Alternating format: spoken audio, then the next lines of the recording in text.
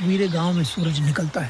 علی اپنے سادہ سے گھر کے کمرے میں جاگتا ہے۔ وہ بستر سے اٹھ کر منا ہاتھ دھوتا ہے، صاف کپڑے پہنتا ہے اور اللہ کا شکر ادا کرتا ہے۔ اس کی امی اس کے لیے ناشتہ اور اسکول بیگ تیار کرتی ہیں۔ علی ناشتہ کرتا ہے اور گھر سے نکل کر پیدل گاؤں کی صاف سڑک پر اسکول کی طرف چل پڑتا ہے۔ راستے میں پرندے چہچہا رہے ہوتے ہیں، دوسرے بچے بھی اسکول جا رہے ہوتے ہیں اور علی سب کو سلام کرتا ہے۔ اسے اپنے دادا ابو کی نصیحت یاد آتی ہے کہ ہر کام اللہ کو راضی کرنے کے لیے کرنا چاہیے۔ اسکول پہنچ کر علی اپنے کلاس روم میں داخل ہوتا ہے اور اپنی ڈیسک پر بیٹھ جاتا ہے۔ استاد اعلان کرتے ہیں کہ آج امتحان ہے اور سب بچوں کو سوالیہ پرچے دے دیے جاتے ہیں۔ علی قلم پکڑ کر پورے دھیان اور ایمانداری سے امتحان لکھنا شروع کرتا ہے۔ اس کے ساتھ بیٹھا دوست آہستہ سے نقل کرنے کو کہتا ہے، لیکن علی انکار کر دیتا ہے اور پورا پرچہ خود لکھتا ہے۔ کچھ وقت بعد اسی کلاس روم میں استاد چیک شدہ پرچے واپس کرتے ہیں اور علی کا نام لے کر اس کی محنت اور سچائی کی تعریف کرتے ہیں۔ علی احترام سے کھڑا ہو کر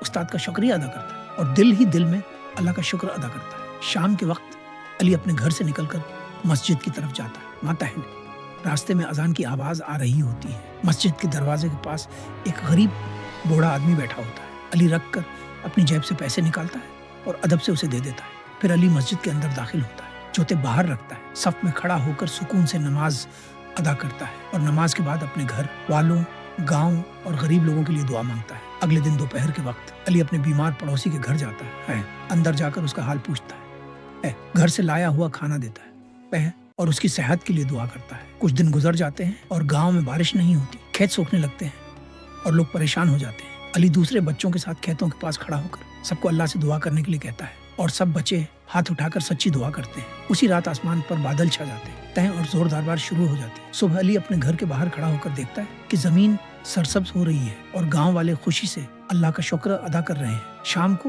علی گھر میں اپنے دادا ابو کے پاس بیٹھتا ہے۔ دادا ابو سے گلے لگاتے ہیں اور کہتے ہیں کہ اصل کامیابی ایمان، سچائی اور نیکی میں ہے۔